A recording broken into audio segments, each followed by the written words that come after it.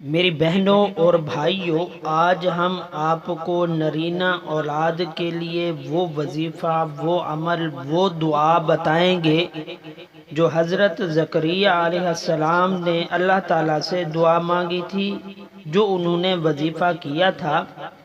سب جھوٹے وظیفوں کو چھوڑیے، قرآنی وظیفہ انبیاء علیہم السلام کا وظیفہ اختیار کیجیے، یہ جلدی قبول ہوتے ہیں۔ انہوں نے قبولیت کا راستہ دیکھا ہوا ہے۔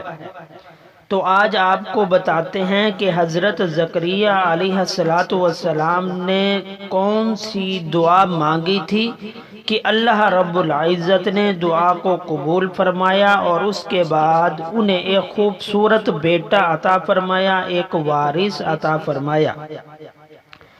تو آپ کو بتاتے چلیں کہ پارہ نمبر 17 سورۃ الانبیاء، سورت نمبر 21، آیت نمبر 89 میں آپ کو پڑھ کے سنا دیتا ہوں۔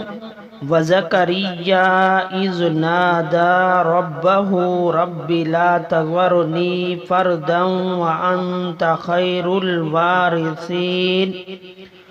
اور زکریا علیہ السلام نے جب پکارا اپنے رب کو، اے میرے رب، مجھے اکیلا مت چھوڑ، اور تو بہترین وارث عطا کرنے والا ہے۔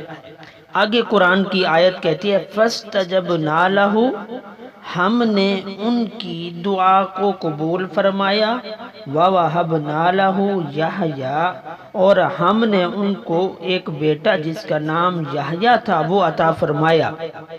یہ وظیفہ آپ نے کرنا ہے، یہ دعا آپ نے مانگنی ہے ہر نماز کے بعد کم از کم 11 مرتبہ، نہیں تو 101 مرتبہ یا 11 مرتبہ یہ دعا آپ نے مانگنی ہے۔